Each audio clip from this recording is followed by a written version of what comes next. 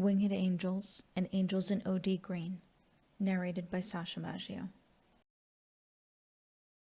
During World War II, more than 59,000 American nurses will serve in the Army Nurse Corps, at times working extremely close to the front lines.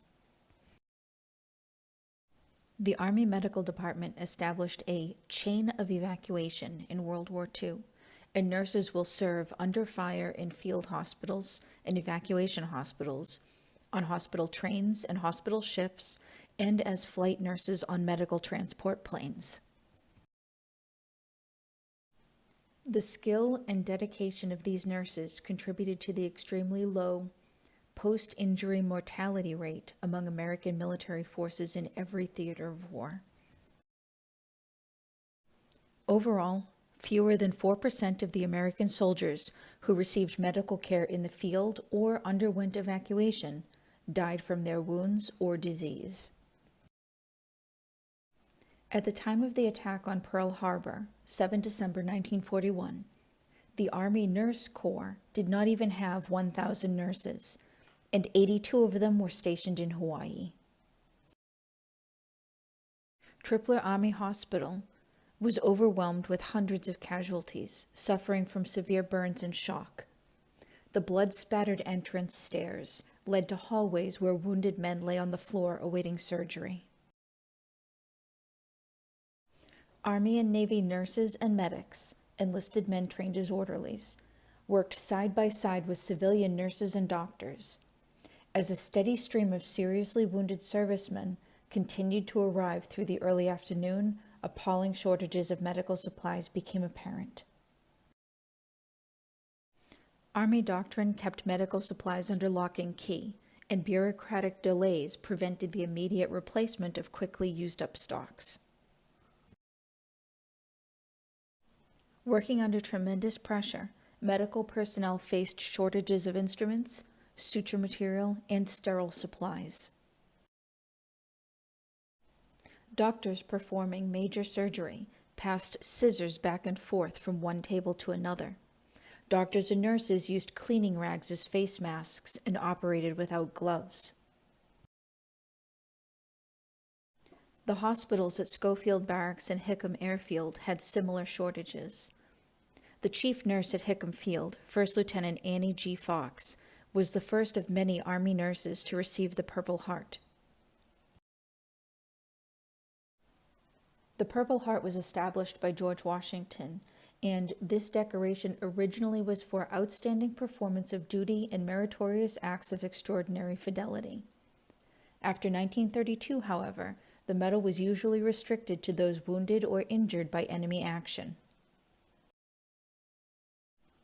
6 months after the attack on Pearl Harbor, the Army Nurse Corps had 12,475 nurses on active duty.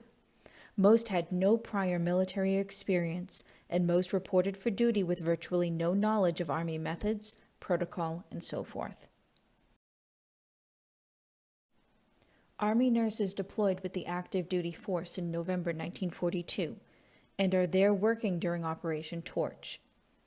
At that time, the Army nurses were not considered soldiers. In fact, they didn't even have rank yet. It wasn't until 22 December 1942, roughly a month and a half after these Army nurses deployed as part of a major combat operation, that Congress passed Public Law 828, which authorized Army nurses to have what is called relative rank, from second lieutenant to lieutenant colonel, with equal pay. This did not include equal benefits. They were not authorized the additional pay for dependents, for example. On 17 January 1943, Second Lieutenant Elsie Ott was the first nurse to receive an Air Medal for meritorious service when she aided the evacuation of 5 patients from India to Washington, D.C. This was the first aerial evacuation flight in nursing history, and the pioneer movement of transporting wounded soldiers by air over such a great distance. This trip was about 11,000 miles. Not all Army nurses became flight nurses. The first class of 39 nurses to graduate from the School of Air Evacuation, which was set up at Bowman Field in Kentucky, celebrated their graduation on 18 February 1943. The second class of flight nurses, 45 of them, will begin the following week. 24 of the first class's graduates will be assigned to the Solomon Islands in the Pacific Theater on 27 February 1943, a little over a week after finishing their training. These nurses will deploy to Guadalcanal. This picture is actually Navy nurses, but they are at Guadalcanal. By June 1943, the Army will have more than doubled the nurses serving in the Army Nurse Corps, with some 36,607 Army nurses on active duty. So we went from less than 1,000 Army nurses in December 1941 to 12,475 Army nurses 6 months later in June 1942, and then to 36,607 Army nurses in June 1943. And by the end of the war in 1945, there will be more than 59,000. With the incredible manpower needs to support the war effort, World War II created opportunities for women at home and in military service that had not previously existed.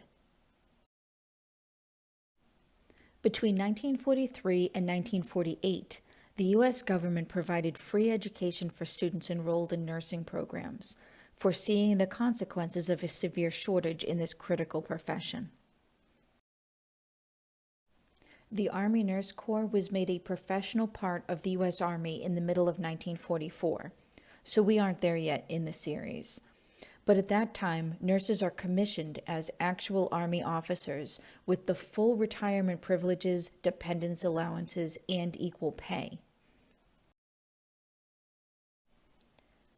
Second Lieutenant, at the time relative rank, Geraldine Faye Dishron, was the first of the flight nurses to graduate on 18 February 1943 as the honor graduate after completing the 4-week flight nurse program with a 96.5 overall score.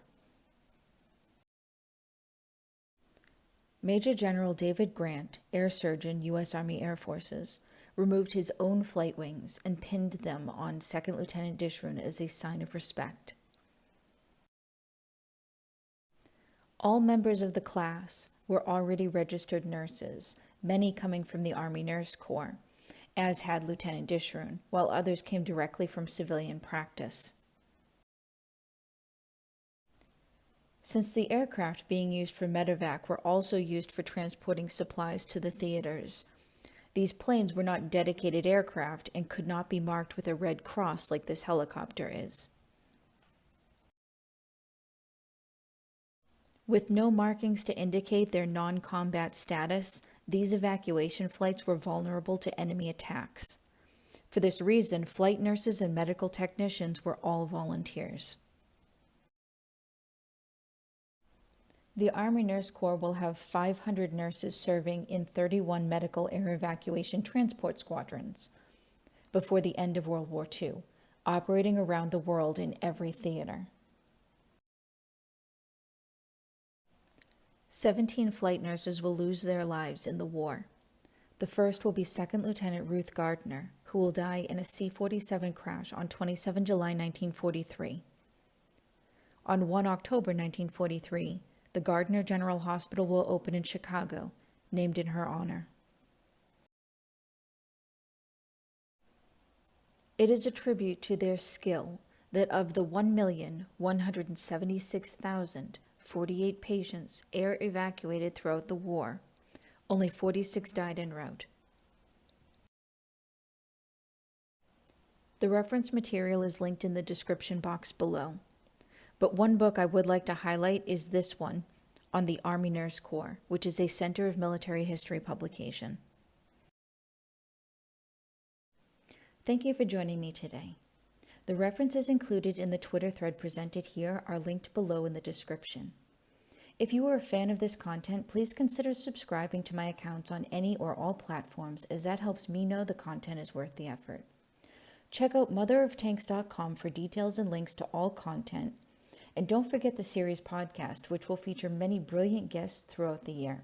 And stick around. This will be the best series yet.